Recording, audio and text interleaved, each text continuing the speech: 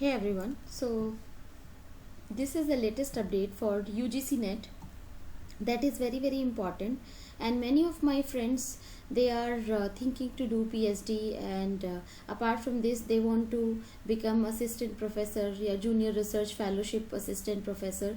So this is very important thing, and that is for if you are qualifying with JRF, so you will get the stipend also, and that is like the eligibility criteria for assistant professorship. उसके लिए आपको अगर PhD करनी है या फिर आपने UGC net qualify किया है, so that you will be eligible for assistant professor position. So अभी नोटिफिकेशन आया है ये कुछ दिन पहले ही, तो एक बार आपको चेक करना चाहिए.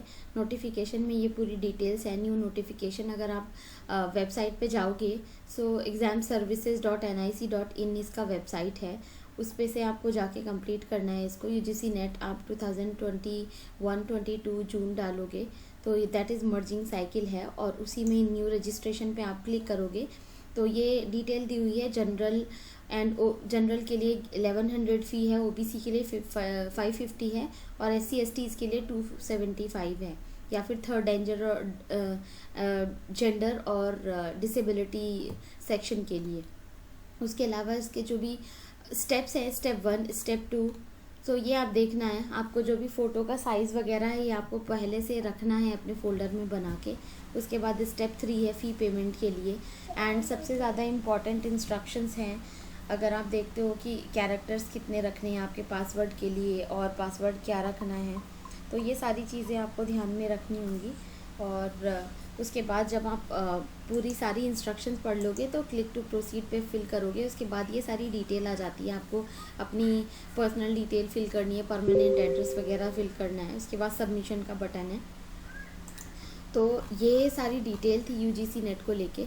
और उसके अलावा अगर बात करते हैं इसके कब से कब तक के लिए फॉर्म ओपन रहेंगे और कब तक वो करना है, इसके बारे में भी एक बार देख लेते हैं, ताकि आप इजीली फॉर्म फिल कर सको और जो भी डिटेल्स वगैरह हैं वो आप इजीली रख सको अपने पास. तो यहाँ पे क्लियरली मेंशन किया गया है. एक दूसरी वेबसाइट से मैंने डिटेल्स ली हैं, तो यहाँ पे आप देख सकते हो कि इसमें UGC नेट जून 2022 के लिए JRF के लिए है, और 3rd वीक ऑफ जून में इसका जो एग्ज़ाम का टेंटेटिव डेट है, और एप्लीकेशन जो स्टार्ट होगी 3rd वीक ऑफ अप्रैल थी, जो कि एक्सपेक्टेड थी, अभी ओपन हो गई है क्योंकि ये पुराने वाले नोटिफिकेशन से मैंने शो किया है.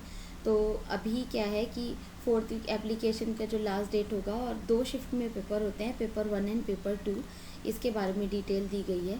तो ये सारी चीज़ें जो हैं आपको खुद से एक बार चेक करनी है. ये नहीं कि आप भी कोई भी वीडियो देख रहे हो, चाहे मेरी वीडियो हो या किसी और की हो, तो उसके अलावा आपको खुद से चेक भी करना है. तो नोटिफिकेशन क्या है, डाउनलोड बुलेटिन में क्या डिटेल दी हुई है, तो वहाँ पे जाके आप प्रॉपर्ली इंस्ट्रक्शन देख सकते हो कि कब से कब तक का है. तो ये सारी चीज़ें आपको खुद से इसलिए चेक करनी चाहिए ताकि कुछ भी ग्लिच हो या कोई भी चीज़ें छूट जाएँ आपसे, तो आप इजीली एक बार देख सको. तो ये नोटिफिकेशन है 30th अप्रैल को ही आया है नोटिफिकेशन, तो इसके बारे में एक बार देखते हैं. सबमिशन ऑफ ऑनलाइन फॉर्म जो है 30th अप्रैल से स्टार्ट हो रहा है, 20th मई 5 PM तक है ये. अगर आप बात करते हो last date for submission for examination fee 20th मई 2022 तक है ये. और उसके अलावा करेक्शन, अगर आपको कोई भी चीज़ है, कुछ भी डेट या कुछ गलत है या किसी का नाम या कुछ भी करेक्शन करना है, तो 21 मई से 23 मई तक आप कर सकते हो. इंफॉर्मेशन सिटीज़ फॉर सेंटर्स, तो उसके अलावा अभी ये चीज़ें डिसाइड भी नहीं हुई हैं, तो टू बी अनाउंस्ड है क्योंकि ऑफिशियल नोटिफिकेशन है, तो वो आपको देखना है. एप्लीकेशन फ़ी के बारे में मैं ऑलरेडी आपको बता चुकी हूँ. फर्स्ट शिफ्ट और सेकंड शिफ्ट में एग्ज़ाम होना है 9 से 12 और 3 से 6 के बीच में. तो ये सारी चीज़ें इन्फॉर्मेशन है, ऑलरेडी मैं आपको एक बार सारा शो कर चुकी हूँ, but still check the notification and that is official notification by your own, then fill the form. और कुछ भी प्रॉब्लम होती है, you can just ping me on the comment box, and that is a good opportunity. हर साल form आता है, but ये है कि आप इतनी प्रिपरेशन कर रहे हो, आपकी जो भी PG है उस डिग्री को लेके आप अगर नेट JRF डाल रहे हो, that is a very renowned exam that you can qualify, and that will help you in the growth of your career. Wish you very all the best, and I will keep sharing more informations about upcoming exams, and I need the support from your side. Please share and subscribe the channel, and share with your friends also, because this is the initiative which I have taken to spread the educational awareness in our society. That is really very important, and this is my first motive.